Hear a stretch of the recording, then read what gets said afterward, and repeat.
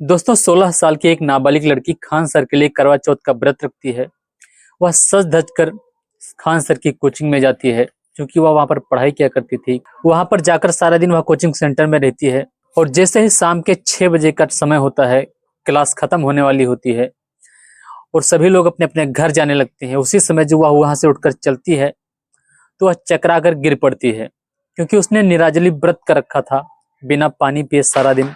और जब वह गिर पड़ती है तो लड़के दौड़कर उसे उठाते हैं। इसके बाद उसको हॉस्पिटल ले जाया जाता है। वहां पर जब डॉक्टर उससे पूछते हैं तो वह सारी बात बताती है और जब यही बात खान सर को पता चलती है तो खान सर भी वहां पर पहुंच जाते हैं उस लड़की के पास और आधे घंटे तक बैठकर उसके साथ बातचीत करते हैं, उसे समझाने की कोशिश करते हैं और कहते हैं कि ऐसा नहीं करना चाहिए था तुमको। तरह तरह के उससे जो समझाने की कोशिश करते हैं और आखिरकार जो लड़की होती है मान जाती है। लेकिन आज जो मैं कहानी सुनाने जा रहा हूँ इस कहानी में भी बिल्कुल ऐसा ही होता है। लेकिन जो लड़की है इस कहानी में यह वैसा नहीं करती है। यह तो मानती ही नहीं है, आखिर में जो है शादी करके ही मानती है।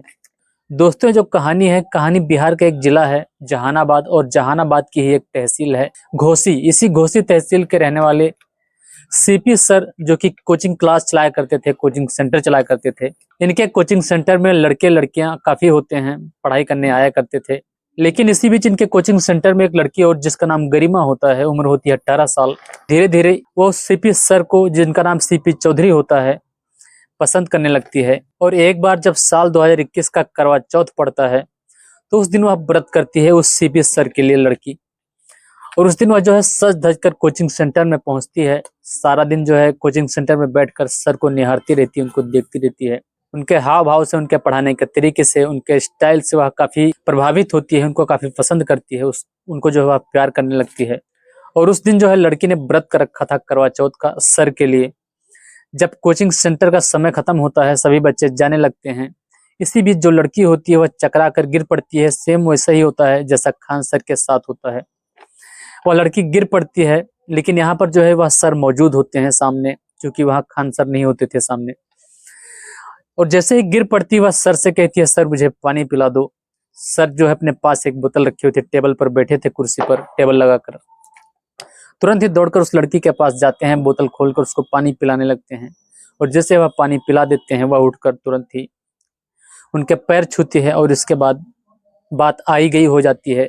फिर से जो है पढ़ने पढ़ाने का जो सिलसिला है शुरू हो जाता है। इसी तरह से समय बीतता जाता है और वह लड़की जो है उनको अपने मन की बात, अपने दिल की बात नहीं बता पाती है। उसको हिम्मत नहीं होती है कि उनसे अपने दिल की बात बताए। समय बीतता जाता है। इसी तरह से 1 साल और बीतता है। अगला साल जब आता है फिर से वह यही कर्म करती है। वह सज धज कर फिर कोचिंग सेंटर पहुंचती है करवा चौथ वाले दिन। और इसके बाद फिर से जब छुट्टी होती है वह उठती है और तुरंत ही वह चकरा कर गिर जाती है, फिर नाटक करती है, कुछ ऐसा वह करती है। लेकिन इस बार जो सीपी सर थे वहां पर नहीं थे, थोड़ा दूर पर थे। और इस बार जो है सीपी सर के बजाय कोई और लड़का उसे पानी पिलाने की कोशिश करता है, लेकिन वह मना कर देती है।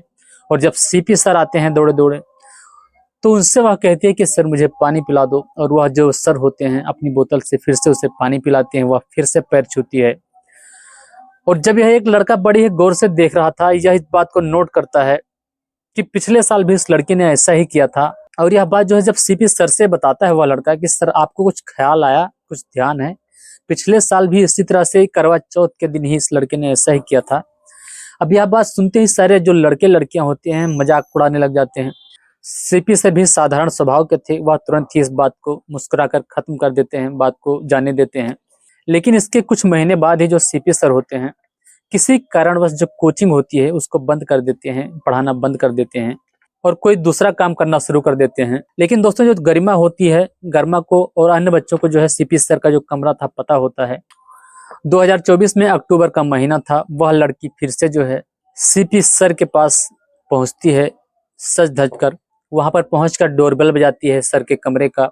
सीपी सर बाहर आते हैं और जैसे ही सीपी चौधरी सर बाहर आते हैं तो देखते हैं कि सामने गरिमा खड़ी है सज धज कर।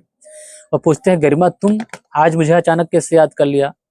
गरिमा कहती है कि सर आप ही नहीं याद करते, हम तो आपको हमेशा ही याद करते हैं। और वह रोने लग जाती है। सीपी सर कहते हैं, रोने वाली कौन सी बात है, आप रो क्यों रहे हो? वह अपने पर्स से एक कार्ड निकालती है, शादी का कार्ड, और सीपी सर को देते हुए कहती है कि मेरी शादी है तो आप मेरी शादी में जरूर आना। और फिर गरिमा जाने लगती है। जाती जाती कहती है कि सर इस कार्ड को ऊपर से इसकी तारीख वगैरह देखकर ही मत रख देना, इसके अंदर भी खोल कर देख लेना, इसके अंदर कुछ है। गरिमा चली जाती है, सीपी सर जो है अपने दरवाजा बंद कर लेते हैं। इसके बाद इत्मीनान से बैठकर उस कार्ड को खोलते हैं और जब कार्ड को खोल कर देखते हैं तो उसके अंदर 4 पन्नों की एक कहानी, एक नोट जो है रखी होती है।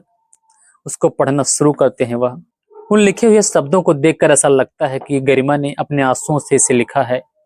एक एक शब्दों में जो है दर्द भरा होता है और चारों पेज को पढ़ते हैं, उसमें लिखा होता है कि सर मैं आपसे बहुत प्यार करती हूँ, मैं आपको बहुत पसंद करती हूँ, मैं आपको 4 सालों से पसंद करती आई हूँ, लेकिन आपसे मैं जो अपने दिल की बात है नहीं कह पाई हूँ।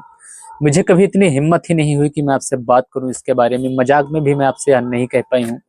और इससे पहले जब भी बेहोश हो जाया करती थी हर करवा चौथ के दिन पर और आपसे पानी पिलाने की गुजारिश करती थी, तो उस समय जो है मैं आपके लिए व्रत किया करती थी, लेकिन मेरी कभी हिम्मत नहीं हो पाई कि मैं अपने दिल की बात आपके सामने बयां कर पाऊं। और अब जो है मेरी शादी होने वाली है, अब मेरी शादी हो जाएगी और शादी में आप जरूर आना। शादी तो हो जाएगी लेकिन शादी के बाद भी मैं आपको कभी नहीं भूल पाऊंगा, मैं आपको हमेशा याद करती रहूंगी, आपको हमेशा चाहती रहूंगी। और जहां पर मेरी शादी होगी पता नहीं मैं वहां पर कैसे रहूंगी, मेरे साथ क्या होगा, मैं वहां कैसे रह पाऊंगी, मुझे कुछ नहीं पता। जब सीपी सर इस लेटर को पढ़ते हैं तो सोच में पड़ जाते हैं कि कैसे कोई स्टूडेंट किसी टीचर को इतना प्यार कर सकती है, इसने मेरे को पहले क्यों नहीं बताया। और वह तुरंत उठते हैं, दरवाजा खोलते हैं और उसे ढूंढने की कोशिश करते हैं कि वह गई की है। जैसे ही दरवाजा खोलते हैं तो सामने जो है कुछ दूर पर गरिमा खड़ी हुई थी, रो रही थी। और जैसे ही गरिमा देखती है सीपी सर को, दौड़ कर आती है, उनके गले से लिपट जाती है, कसकर उनको पकड़ लेती है और रोना शुरू कर देती है। सीपी सर गरिमा से कहते हैं कि गरिमा तुमने ये सब क्या लिख रखा है। गरिमा कहती है कि सर ये वही है जो कुछ सच्चाई है। सीपी सर कहते हैं कि मुझे ये सब तुमने पहले क्यों नहीं बताया, अगर तुमने मुझे पहले बताया होता तो हो सकता था मैं इस पर सोचता विचार करता।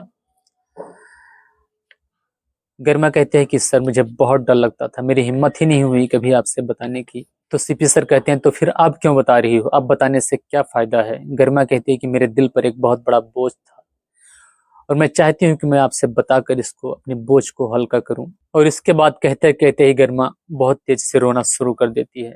थोड़ी देर सर के साथ बातचीत करने के बाद फिर वहां से अपने घर चली जाती है। सीपी सर भी सारा दिन बैठकर सोचते हैं और अगले दिन वह फैसला लेते हैं कि वह उसके घर जाएंगे।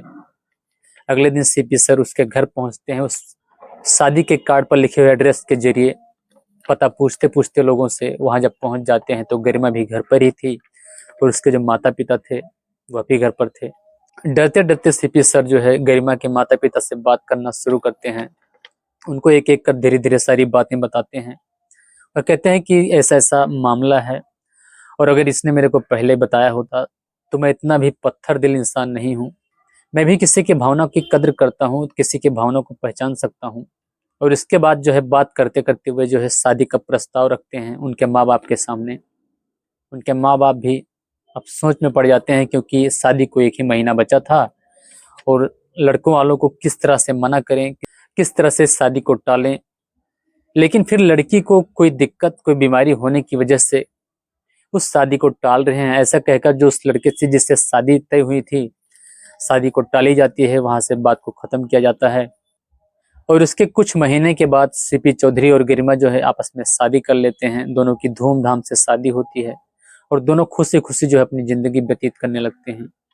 तो दोस्तों इस कहानी को सुनकर आपके मन में क्या सवाल उठता है कमेंट में जरूर बताइएगा। साथ ही अगर आपने मेरे चैनल को सब्सक्राइब कर लिया तो आपका बहुत बहुत शुक्रिया, बहुत बहुत धन्यवाद। अगर नहीं किया तो आप चाहें तो कर सकते हैं। मैं भोलेनाथ फिर मिलता हूँ एक और नई और सच्ची घटना के साथ, तब तक के लिए जय हिंद, जय भारत।